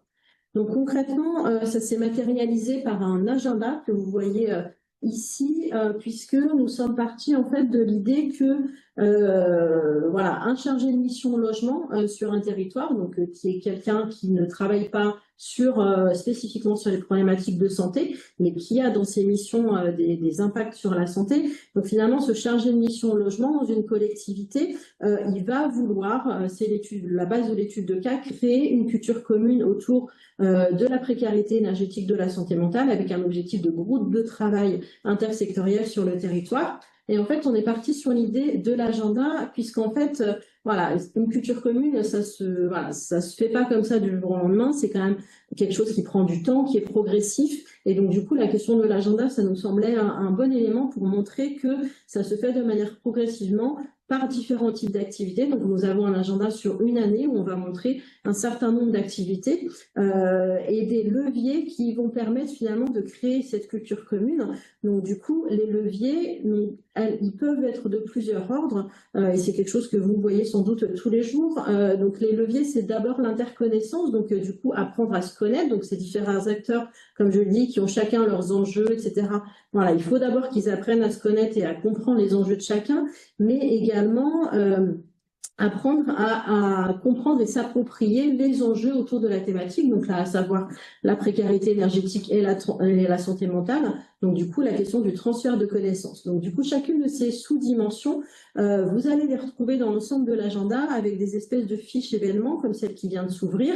Donc là, on est sur le premier réunion du groupe précarité énergétique et santé mentale. Donc qu'est-ce qu'il y a dans cet événement? Quelles sont les dimensions concernées? Un petit exercice, certaines fois il y a des exercices, donc là c'est passé un petit peu vite, mais du coup l'idée c'est de vous questionner sur finalement quels sont, au vu de l'objectif de cet événement, quelles sont les dimensions qui sont concernées. Donc là on est plutôt sur de l'interconnaissance, mais aussi de la montée en connaissance.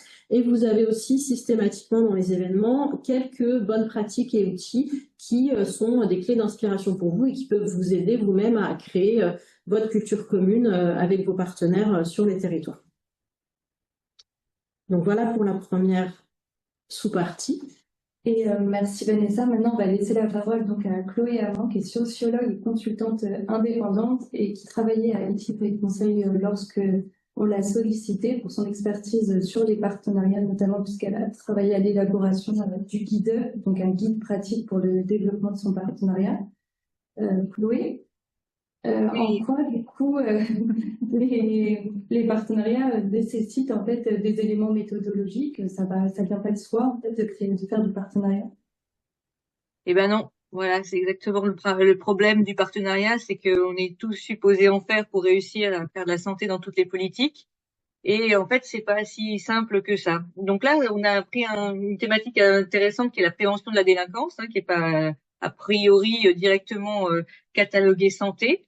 Et puis finalement, comment est-ce qu'on met des personnes autour de la table pour réussir à faire avancer cette question de la prévention de la délinquance, dont on sait quand même par expérience que si on dit aux gens non, c'est pas bien de voler et c'est pas bien d'agresser, ça va pas suffire. Même si on les punit, ça ne va pas suffire non plus. Donc là, le côté collaboratif et partenarial va être vraiment important.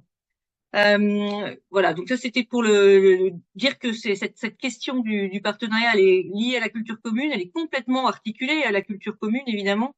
Mais là, l'enjeu, c'est de trouver de vous proposer de vous organiser pour avoir vraiment une stratégie au niveau du partenariat et pas juste mettre les gens autour de la table et ceux qui passaient par là et dont on s'est dit que ça pouvait être intéressant qu'ils soient là.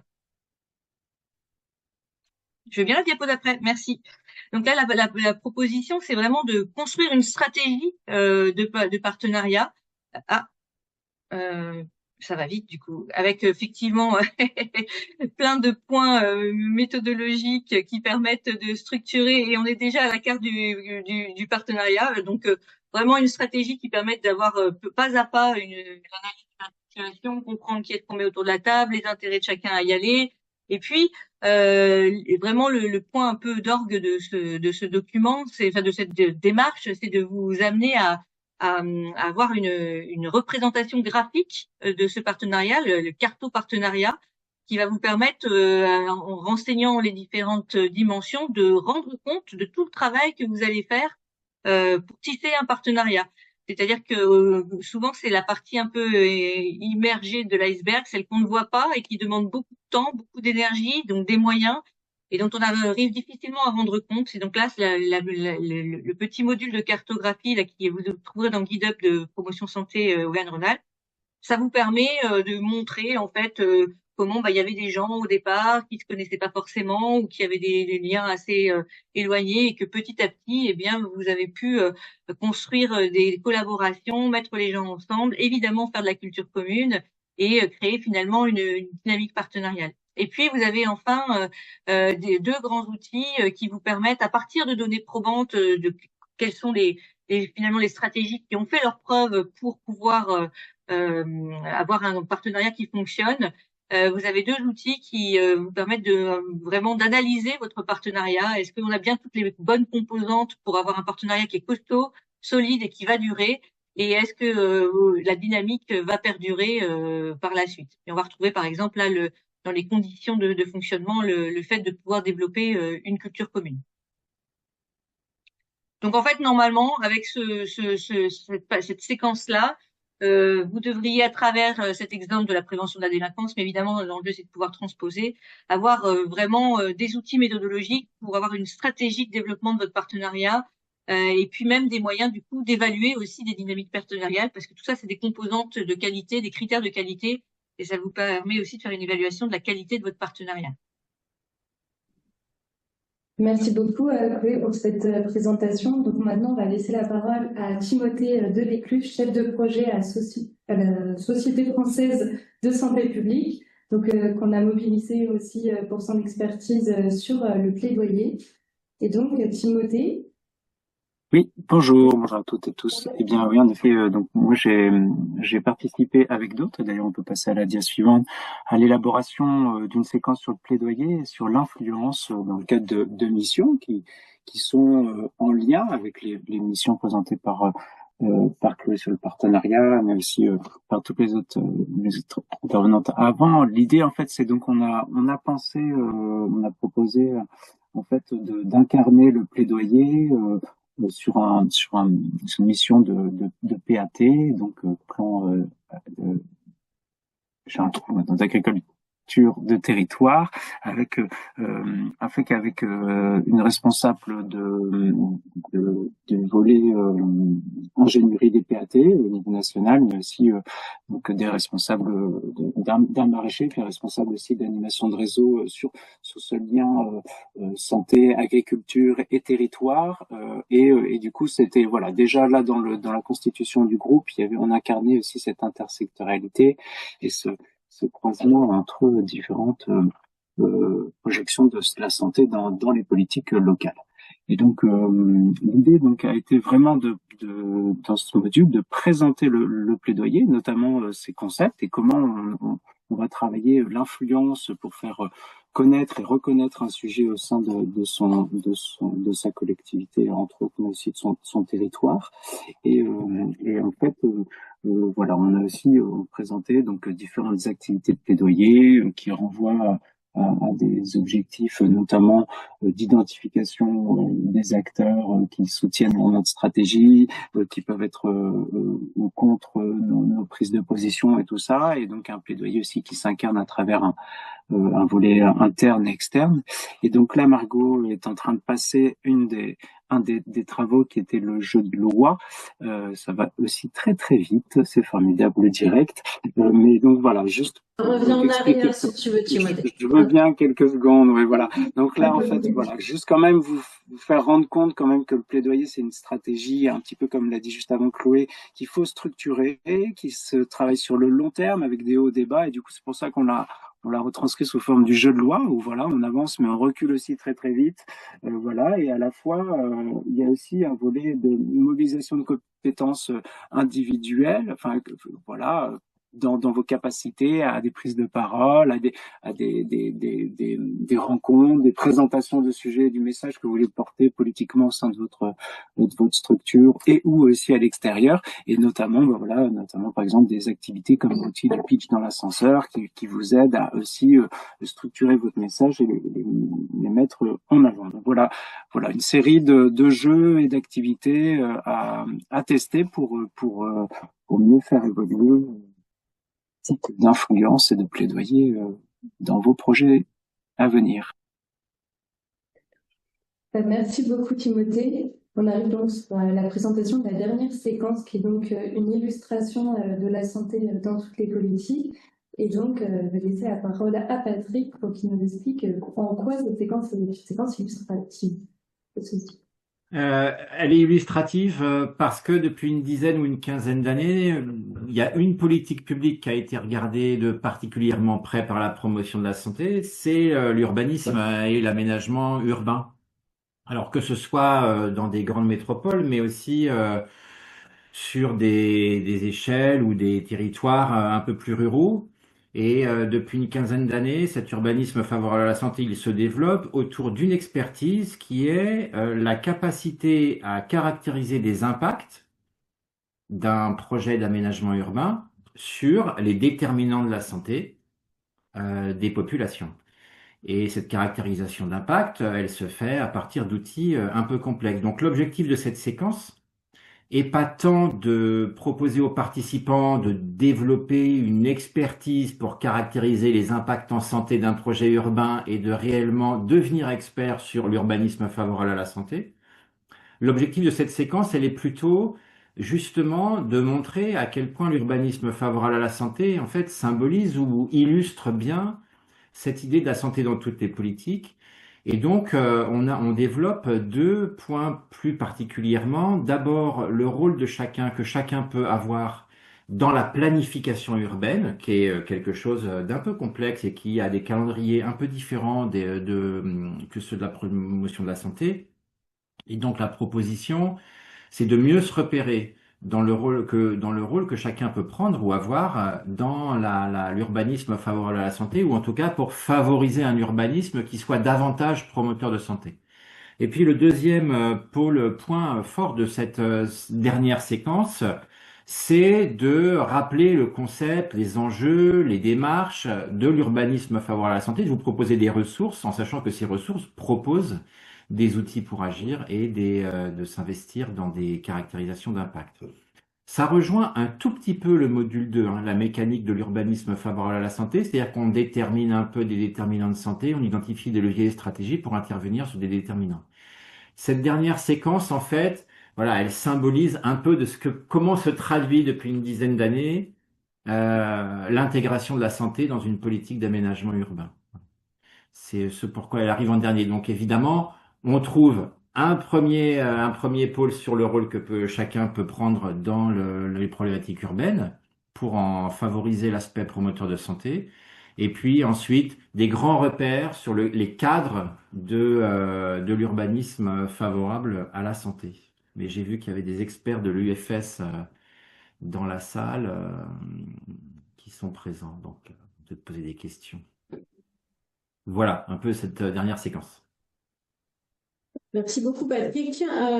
Donc, on arrive à la fin, on a dépassé un petit peu, donc merci pour ceux qui sont restés. On va juste prendre quelques minutes pour terminer, éventuellement une ou deux questions s'il y en a. Donc là, c'était juste pour vous résumer un petit peu ce qu'on vous a dit tout au long de ce module 3, c'est-à-dire que ça a vraiment été une production collaborative. Donc nous avons près de 30 co-constructeurs avec nous de l'ensemble des séquences, donc avec à la fois des experts des leviers de la méthode pour nous aider à faire passer ce message de comment on fait concrètement, des experts des thématiques, donc sur toutes les études de cas, parce que voilà, donc à Promotion Santé, on n'est pas forcément expert de l'ensemble des thématiques, donc on est vraiment allé chercher ces expertises spécifiques et également les acteurs de terrain, donc en l'occurrence souvent des coordinateurs territoriaux. Donc du coup, juste pour terminer encore une fois, voilà, on vous a mis à chaque fois sur chacun des modules combien de temps ça peut vous prendre. Donc globalement, selon ce que vous faites et selon vos objectifs pédagogiques, qu'on vous invite vraiment à réfléchir en amont, ça peut vous prendre a priori sur l'ensemble du cycle entre 3 et 6 journées, entre une demi-journée et on va dire 2 jours par séquence. Donc du coup, vraiment l'intérêt de ce module en e-learning, vous l'avez bien compris, c'est que vous l'organisez comme vous le souhaitez en fonction de vos objectifs pédagogiques, de ce que vous allez vouloir y chercher, de si vous faites l'ensemble du module ou que certains contenus. Et après, on voulait aussi vous dire, ne vous mettez pas la pression. C'est aussi un petit peu ce qu'a dit Mathilde tout à l'heure, c'est-à-dire que vous n'êtes pas obligé de tout lire. Des fois, il y a beaucoup de textes, beaucoup de liens, de ressources, etc. pour aller plus loin. Voilà, vous pouvez en faire une première lecture, une première analyse des exercices réflexifs, mais pas forcément tout lire en détail et revenir plus tard. Enfin, vraiment, voilà, c'est vraiment un conseil qu'on vous donne pour ne pas vous lasser, pour que vous en ayez une appropriation la plus efficace possible. Et après, voilà, essayez de vous dire aussi, c'est ce qui a été dit dans l'évaluation, ce qui marche le mieux, c'est quand même se poser au moins une demi-journée à chaque fois, pas forcément 2 jours d'un coup, pour le faire et voilà, ne pas être dérangé, couper vos emails, etc. Comme si vous étiez dans une, entre guillemets, réelle formation pour vraiment vous approprier et avancer à votre rythme, séquence par séquence. Voilà, il n'y a vraiment pas l'idée et c'est pas souhaitable de faire tout d'un coup parce que ça risque d'être beaucoup. Donc voilà un petit peu les conseils qu'on a pu avoir aussi lors de l'évaluation. Donc voilà, donc on va prendre, donc je crois qu'il y avait une question notamment dans le chat, peut-être qu'il y en aura d'autres, n'hésitez pas. Alors, une question, c'était justement, compte tenu de la thématique du module 3 sur la santé dans toutes les politiques, est-ce que dans les inscrits, il y a des élus? Oui, alors c'est une très bonne question, notamment sur, évidemment, le module 3. Donc, on n'a pas cette classification précise en termes de fonction, donc on ne peut pas vous dire combien il y a d'élus qui sont inscrits. On sait qu'il y en a, on en a vu certains. Voilà, après, je ne sais pas ce qu'ils ont fait exactement, mais en tout cas, on a des élus qui sont inscrits, c'est certain, mais je ne peux pas vous dire du tout la proportion. Par contre, on sait qu'on a des agents de collectivité territoriale, voilà, qui sont, vous l'avez bien compris, un des publics assez importants pour le module 3. Et donc, la question des élus et les collectivités territoriales de manière générale, voilà, c'est un public qu'on va vraiment chercher au maximum à toucher sur cette question du module 3 pour avoir des impacts dans les territoires, dans les collectivités locales. Je francilienne ou autre, pour que la promotion de la santé et la santé dans toutes les politiques puissent vraiment se développer au fur et à mesure. Donc un élu notamment, voilà, je pense pas qu'un élu peut avoir une utilité, après il peut avoir une appétence évidemment, mais en tout cas c'est quelque chose qui prend du temps, mais en tout cas l'ensemble des modules peut-être pas, parce qu'il y a des choses très concrètes et très pratico-pratiques, mais par contre le module 1 sur les fondamentaux de la promotion de la santé, notamment comprendre cette question des déterminants de la santé, c'est très utile pour un élu, pour ensuite comprendre comment il peut, sur son territoire, faire en sorte que l'ensemble des politiques, l'ensemble des services mettent en place des choses. Et le module 3, et notamment la séquence 1 du module 3, avec, comme ça a été dit tout à l'heure, le témoignage de l'élu francilienne qui explique concrètement comment elle a mis des choses sur son territoire, c'est des choses qui peuvent vraiment intéresser un élu. Donc il y a sans doute des choses très très pratico-pratiques qui sont un petit peu plus pour les opérationnels évidemment, mais en tout cas un élu peut avoir une utilité sur certaines séquences. Merci Vanessa. Une dernière petite question. Le e-parcours n'est pas certifiant. Est-ce qu'il existe quand même une trace ou est-ce que les participants peuvent recevoir quelque chose qui témoigne un peu de leur avancée dans le e-parcours et valorise leur participation? Est-ce que c'est moi qui réponds, ou Patrick, ou de vous? Oui, tu peux peut-être, je te laisserai répondre peut-être sur le certificat. C'est une question, juste peut-être pour préciser que c'est une question un peu serpent de mer sur ce e-parcours, une question complexe de la certification de ce e-parcours. On avait au départ pensé croiser les certifications universitaires avec ce e-parcours. Ça a malheureusement pas été possible pour X raisons de contexte, etc. Bah oui, c'est une bonne question. On aimerait que ce soit certifiant.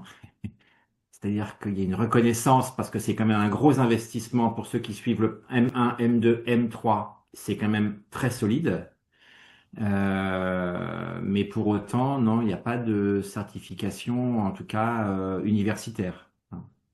Et Vanessa, je te passe la balle pour voilà, parler des badges, etc. Ouais, donc effectivement, c'est pas certifiant, donc comme l'a dit Patrick, pour plein de raisons. Mais en tout cas, ce qui est important, c'est que nous, ce qu'on vise, c'est que les personnes aient une réflexion, une montée en compétence de manière autonome ou collective, comme on l'a dit, et donc vraiment qu'ils se fassent leur propre parcours. Donc du coup, il y a quand même cette certification possible pour pas certification, pardon, mais un badge, ce qu'on appelle un badge possible pour ceux qui vont terminer chacun des modules. On est en train aussi de réfléchir à un badge qui va être sur l'ensemble pour ceux qui vont finalement avoir fait l'ensemble du cycle des 3 modules. Donc voilà, donc c'est pas quelque chose qui peut, voilà, c'est pas une certification, c'est pas un diplôme, mais en tout cas, on sait, encore une fois avec l'évaluation, que certains professionnels qui ont suivi en entier les modules, ils ont ensuite valorisé ça en interne auprès de leur employeur, voilà, comme une formation, comme s'ils avaient suivi une formation, voilà, en tant que telle. Donc c'est quand même un outil de formation continue, même s'il n'y a pas de certification derrière aujourd'hui. Et après, je rebondis juste sur cette question-là pour dire qu'il y a 2 types de questionnements en fait sous-jacents. C'est 1, la certification officielle, et 2, la légitimité et la crédibilité de cette formation. Et j'allais dire que d'avoir fait le e-parcours, c'est un peu comme avoir fait une formation courte avec un opérateur reconnu et crédible dans le champ de la promotion de la santé. Il y a une sorte de validation en termes de légitimité et de crédibilité de l'opérateur de formation. Et en l'occurrence, le e-parcours, il est porté institutionnellement, il est transparent pédagogiquement, enfin, il répond à tous les critères de qualité qu'on peut avoir sur de la formation. Donc, il n'y a pas de questionnement, en tout cas, sur la crédibilité ou la légitimité à avoir fait le e-parcours. Et ça viendra, je pense, avec le temps aussi. Et je rajouterais aussi sur cette question de légitimité, crédibilité que vous pouvez valoriser, voilà, si vous faites le module, c'est aussi l'ensemble des personnes qui vont travailler avec nous. C'est effectivement d'une part Promotion Santé Île-de-France, voilà. Donc bon, ça, je vais pas faire notre autopromotion. Merci Patrick, mais en tout cas, l'idée, c'est qu'il y a plein de partenaires très reconnus dans les champs de la promotion de la santé, de la coordination, de la réflexion sur, voilà, que ce soit des chercheurs, que ce soit des opérateurs de terrain, des experts, voilà, qui aussi rendent crédible et utile ce e-parcours, quand bien même on n'a pas de certificat derrière. Donc voilà, donc on va pas vous garder plus longtemps puisqu'on a dépassé un tout petit peu. Donc merci pour ceux qui sont encore là et c'est la très très grande majorité d'entre vous. Donc on vous... Oui, ben, très vite, si vous voulez en savoir plus, non, je pense que là, vous avez vraiment une présentation complète du parcours, mais en tout cas, il existe sur la page du site internet, et là, vous envoyez le QR code, une page qui rappelle un peu les fondamentaux, enfin, les principes, les grands principes du parcours et sur lequel vous trouvez un lien, vous ne pouvez pas le rater, c'est un gros bouton vert, un lien pour vous inscrire sur la plateforme du parcours. Et si vous voulez nous suivre, parce que voilà, promotion Santé de France, ce n'est pas que le e-parcours, c'est plein aussi, une diversité de ressources et de modalités d'accompagnement des acteurs de la promotion de la santé. Vous pouvez nous suivre sur le compte LinkedIn ou vous inscrire à la lettre d'information qui est mensuelle. Et le lien d'inscription se trouve aussi sur la page d'accueil du site internet, donc très facile à trouver. Voilà. Donc voilà, donc on vous remercie beaucoup d'avoir suivi ce webinaire jusqu'à la fin. On espère qu'on vous a convaincu d'aller vous inscrire pour ceux qui n'ont pas fait et de continuer pour ceux qui auraient déjà commencé, notamment sur le module 3 ou d'autres modules. Voilà, pour convaincre des collègues. Voilà, donc n'hésitez pas. En tout cas, bonne navigation sur le e-parcours et à très bientôt.